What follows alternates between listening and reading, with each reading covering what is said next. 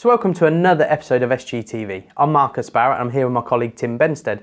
And today we're going to be looking at earthing, but we're not going to be looking at earthing as a whole. We're going to be looking at something a bit more specific, aren't we, Tim? Yeah, we're going to have a wee look, Marcus, at earth electrodes specifically, and their connection to the general mass of Earth. Okay. So we're thinking there about BS7671 then, aren't we? We are going to be talking about BS7671, and we're going to touch on BS7430. Oh, that's a new one for me, and maybe mention Guidance Note 8 in there. Before we go on to BS7430, I think it's important we look at BS7671, and actually when you said that word earth electrode, I'm a contractor, the first thing that comes into my mind is earth rod, which we've got a couple in front of us. But actually, nice thin one. But earth electrode is more of a generic term, isn't it? And we have different recognised types. It is. We've got a regulation here, Marcus, 542.2.2, and it simply says suitable earth electrodes shall be used. So the question then becomes, is what's suitable? Well, that same regulation is quite helpful. Yeah. It then says these are recognised for the purposes of the regs. And so we've got earth rods or pipes, and we've got earth tapes or wires, we've got earth plates. Yeah. So the tape would be simply flattened version of this that would just extend out. We've got underground structural metalwork. Oh, okay. Because if you think about it, if you've got a great big steel support mechanism and it's buried in the general mass of Earth and it's surrounded, that's a cracking earth electrode. Yeah, of course it is. And it's not going anywhere. No. And it gives you an excellent connection to the general mass of Earth. And so, again, you're allowed that. You've got welded reinforcement of concrete. So you're allowed to do that. So embedded within concrete. So like steel rebars and stuff like that. Yeah, that can be used. You've got lead sheaths and other metalwork of cables. Yeah. Oh, okay. But not the DNOs. Oh, okay. But not the DNOs. So we can't go and use a water pipe. That's coming in. You definitely can't be using a water pipe, and you definitely can't be using a gas pipe, and you definitely can't be using things without permission. Yeah. 542.2.2 does give us a good steer as to the types of earth electrode we're allowed. Now we sort of recognise the different types of electrodes. Is it important to look at, actually, you mentioned the word resistance there in terms of the big piece of steel buried in the ground. Yeah. Is it important that we just look at our earth electrode based on a resistance purpose? Because we naturally know that we need to achieve a certain resistance within BS7671. But is there more to it, Tim, than physically just being the electrode? Does more come into play? Well, actually, the resistance of the electrode is absolutely not the thing. Because, let's be honest, it's a big lump of metal. Yeah. It's got a very low resistance. We sort of don't care. What we do care very much about is the connection to the general mass of Earth, and therefore it is the resistance of the soil surrounding the electrode. It's the Earth itself, isn't it? It's the resistance of the Earth itself that's the creative bit within this. And that's not something you usually see within BS7671, is it? Is that where we now refer to 7430? Yeah. We go into 7430 because there it does talk a lot about the nature of soil, about the resistivity of soil, the different types of soil you have to think about. So near where I live, for example, and also down Kent on the South Downs, where it's all chalk, then the resistivity of the connection to the general mass of Earth there will be very different from somewhere around here, where it's perhaps clay or other types of soil. Will be very different to Cornwall, where it's granite. And so within all of those places, the values are such that you have to give really very careful consideration to the nature of the soil. Oh, okay. And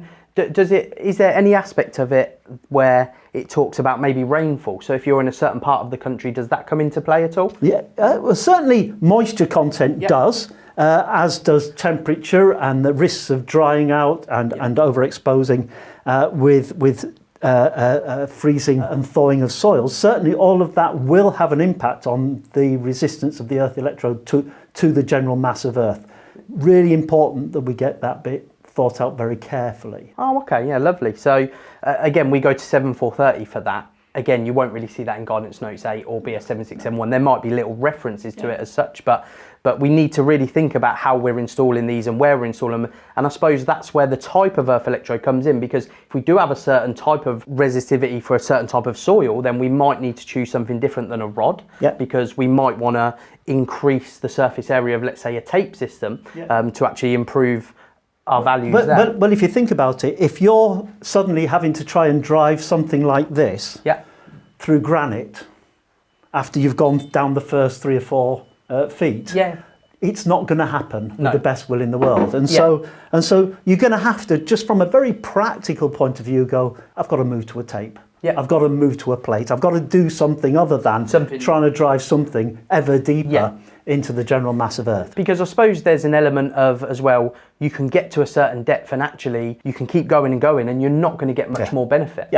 Because, again, you have different layers, is that correct, within soil? Yeah, and so each layer of the soil will have a different resistivity. And so at some point, however deep you go, there is going to be, there's a cost benefit associated with it, and you're just going to stick ever more metal into the ground for no additional reason. Yeah. But it is worthwhile noting that if you are wanting to improve the connection, the resistance connection to the general mass of Earth, driving an electrode deeper is one of the best ways of doing it up to a point. Up to a point, yeah, that's what we're trying to get at, isn't it? We would still, and again, we'll sort of cross over this in a second, that we drive it deeper. Now, it's not a common thing where to lower our resistance, we're not going to increase the cross-sectional area of this rod, are we? Yeah. So why do we have the Marcus version of a rod there, so the slightly wider version, and we have a thinner one? Which is...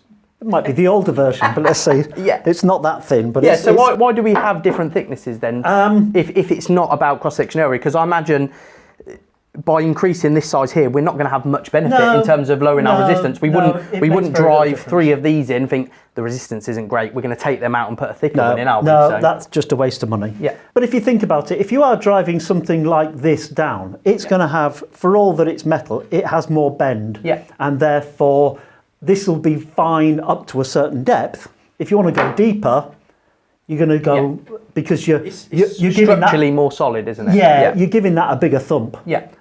In essence, to get it driven deeper. Yeah. And you can, because there's no way you're bending that as you go further down. And I think it's important to note as well that, although it looks like it, this isn't a solid copper bar, is it, Tim? Because copper is actually quite a soft metal. It is. If this was, other than the expense of it, of course, we know what copper's like nowadays. Other than the expense, if we're hitting this down and we come across an obstruction, the chances are you're probably going to bend or break the copper because it's soft. So it's actually made of steel, I believe, inside, and it's copper coated to help with corrosion benefits. That's right. So is there anything else we can do to improve our resistance other than drive this deeper? Yeah, so driving deeper is an excellent way. Yeah.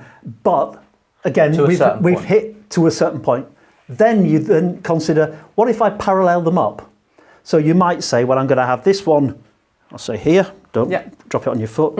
And then I'm going to have a second one a certain distance away. In fact, I might put that the right way up, because that's the pointy end down, down that way. And then I'm going to be a certain distance apart, at which point I've got 2 connections in parallel, because the general mass of Earth is one point of connection. I've got this, you loop it through.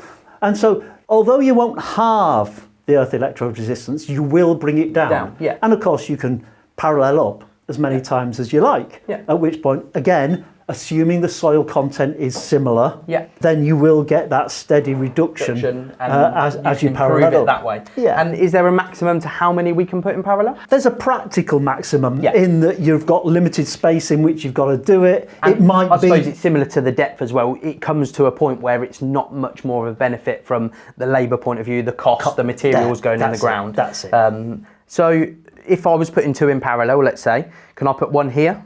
And would I want to put one right next to it? Because surely, if it's right next to it, that means it's a greater chance and gives us a lower reading. Yeah. No, counterintuitively, perhaps, the opposite. Oh, okay. You want to stick distance between it, because around every point of connection we have that little electrode resistance area. We've all seen it drawn. Please don't mention the cow that walks across it, that little image that everyone sees doing that. That's not that helpful.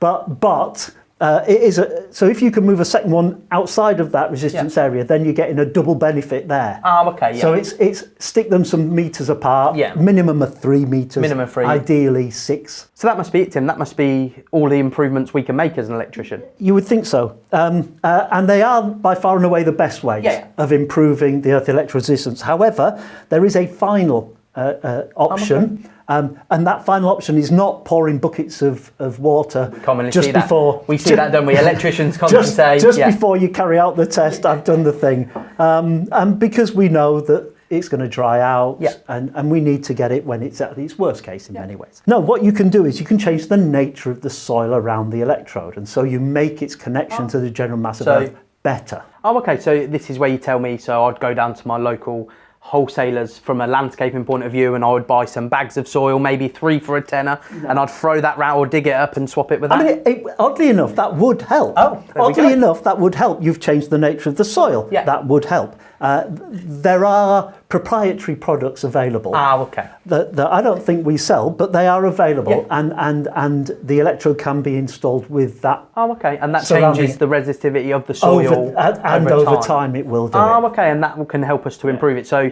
if we've tried the methods, first of all, and we're still not quite getting the added benefits of reducing our resistance, we can then look at changing the resistivity of the soil or the nature of it. I know over time people have thought, well, if I add some rock salt in, that would do it. And to a certain extent, again, there is a benefit to it. But again, you're sticking rock salt next to a material that may be damaged by it, and as rainfall happens and it leaches out, then of course there's a steadily reducing benefit associated with that. So you go for the proprietary product. It's a much better way of dealing with it. But it wouldn't be my first shout. My first shout would be drive deeper, parallel, and then change the nature of the soil. Oh, okay, lovely. So as we're on the install, so we've picked our rod, we've drove it into the ground, we know, is there anything we need to consider in terms of like the boxes we have here? So quite commonly when you see an earth rod that's been put into place, we will see a box with a lid on it. Is that just so it looks nice? Let's be honest, it's always nice to see them in a box, simply because too often they're not in a box.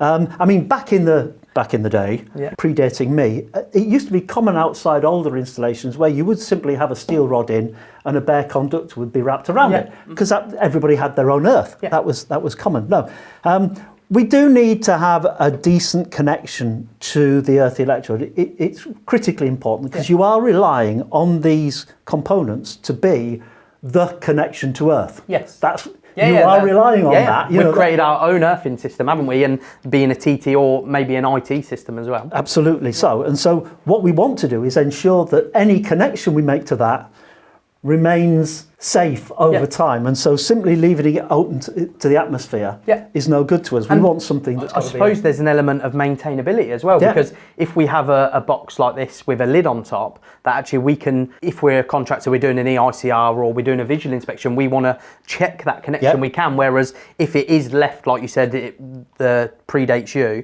if that's left outside and then it gets, flowers on it, or... Somebody's going to cut it. Yeah, somebody's going to cut it because it doesn't look nice. So. And the beauty of this, of course, Marcus, is it actually, even if you're unsure, that label says safety electrical connection. There's something there for me to look at as a carrying out maintenance or checks. Yeah, lovely. So we've talked about installing the box. So next, I'm thinking you've said about the boxes to do with connection. So these are not wireless, are they, Tim? No. They don't give us a wireless everything. We're not there yet in industry, are we? We like to think that would scare the crap out of me if there was wireless on the fault current. That would be no good. No, absolutely. These need a connection, a solid connection. It's our earthing conductor, and we do not need them necessarily to be the same size as these. Oh, okay. We need them to be sufficient. And then the question arises, what's sufficient? What's sufficient? So we could look at the adiabatic equation there to work out what size, could we? No. What we do is we go to the regs again, because 7671 gives us table 54.1, and it simply gives us a couple of columns and a couple of rows, and it says this, look, you've got protected against corrosion by a sheath. So if your conductor coming in is green and yellow, that's protected by a sheath. Yes, because it has the basic PVC insulation on it. And then it asks the question, how well is it protected against mechanical damage? So if it's PVC within some plastic conduit, that's protected against mechanical damage, and it can be as low as 2.5 then. Oh, really? So, it's when you see that being 2.5, you don't associate that really as being done, because, again, I suppose practice is not everyone will run a conduit system. So what I would normally see is a certain size, and actually that's because the cable's just been buried directly in the ground. Which point, it has protection against corrosion, but what would the size then be if it didn't have that mechanical protection? You're up to 16 mil. Up to 16 mil, yeah. So which is what 10 we mil. See. No, 16 mil. 16 mil, yeah, which is what 60 millimeter squared, which is more commonly what we see. But again, if you are running a system where you can offer mechanical protection and it has the corrosion properties, we can go down as low as 2.5 mil. Does it change depending on the material as well? Because naturally we always think of copper being our conductors, but you can get steel conductors, etc. Steel gives you a minimum of 10 mil. Oh, okay. Even if that's when it's protected. Yeah. And then if it's unprotected, it has to be coated steel and it has to be 16 mil. Oh, okay. Thing is, we're not really concerned with the level of fault current. Yeah. Because we know when it's connected to the general mass of Earth, the fault current is really quite low. Yes. We're relying on the RCD to do the business, and it's going to trip at a fairly low 300 milliamps, something like that. And so the level of fault current isn't the issue. No. It's the fact that there is a connection. Yeah. That's the critical thing. Yeah. When we talk about level of fault current, I'm thinking straight away ZE values. So if I'm undertaking a ZE on installation that has a TT system, so I have an earth rod installed. Again, you see things in industry where people say, oh, it's got to be below 20 ohms, it's got to be below 20 ohms. And actually, we get given a value in BS7671 of 200 ohms talking about being stable. Now, is that a requirement or a recommendation? Well, I suppose within 7430 it is a code of practice, so it remains recommendation. Yeah. That being said, what we do know is that the resistivity of soil is very much affected by the seasons. Yes. So if you've got frozen ground, its resistivity will rise in the same way that if there's a drought, the resistivity will rise. It reduces moisture content. Yeah. If you are in a soaking wet period of the year, that resistivity will plummet. Yeah. And so you end up with a condition where throughout the season, the values change over time. Now, what we need to ensure is that it is sufficiently low all the time. Yes. And that's why we set a guidance number of no more than 200 ohms, simply because of that changing nature of the seasons. The 20 ohms is sort of tied into requirements of supply. The DNO would require a minimum for their bit of 20 ohms because of their own reasoning. But that's not the same for us within the electrical installation itself. Oh, yeah. So, and again, that is in BS762. You can find 200 ohms within BS7671. Yeah. So you mentioned testing there. So would we say for a contractor, is it good practice then, if I know I've got a TT installation, I'm in charge of the maintenance of that installation, would it be good practice for me, let's say I had to do an EICR, let's say every 12 months. Yeah. If I tested it in January, would I then want to test it in January again? Would I then want to test it in January again every year? Or would it be a good idea for me to test it maybe January, March, August, so that I'm actually checking it in its best possible function and in its worst to make sure that it is still stable? Because again, if it's hot and it's dry and we're not reaching them values and our devices won't disconnect in the correct time, it's a dangerous situation, isn't it? So. That's right. No, very good practice that sense of the off number, such that you get it throughout the seasons is very good practice. We really need to be thinking about that. Because we commonly see, I commonly see contractors when you look at forums and stuff and they say, oh, it's fine, chuck a bucket of water on it, or another method we can't obviously mention on camera, which seems to be the preferred method. But actually we should be testing it in its natural habitat, if you like. And the fact is, pouring a bucket of water on it really just doesn't help at all. It's a temporary thing, isn't it? That isn't going to be like that. It doesn't help the client. No. So still on testing, Tim, because there's actually more, what's the old saying? More than one way to skin a cat? There is definitely more than one way to skin a cat. So when we look at Guidance Notes 8, for instance, it talks about if we're given the supply, so line and neutral by the DNO, then we can perform a ZE to confirm the resistance of our electrode. But in some cases, we won't get that line of neutral. So if we have a generator, or maybe we're installing into a prosumer installation and we can't actually measure that, we might have to undertake a different way. So you would actually test the earth electrode resistance on its own without any supply connected at all. And you can get test equipment that will do that. And it'll come typically with a couple of spikes that are about yay long, usually a T-bar, if I remember rightly. I think I got one with my last test. And you wander off a certain distance, hoping that you can wander off a certain distance, usually about 20, 30 metres. Stick one spike in, and then about halfway distance between, you stick another spike in, and then you make a couple of connections at one end, and then you test, you've got your voltage and your current, and it simply does a resistance calculation internally. but it gives you a really quite an accurate measure. Probably a more accurate reading of the, because when we're taking a ZE, let's say, we've got other factors in play, whereas when we're testing the electrode, we're actually purely testing, and again from this video today, we are testing the electrode, but we're probably, when we're doing that, we're more often than not testing the soil, aren't we? That actually the resistivity of that soil is going to give us that lower resistance. Yes. That's exactly right, Marcus, exactly right. So there we have it, all things earth electrode. Thank you for watching the video. Remember though, to like, subscribe and share it, and we'll see you on the next one.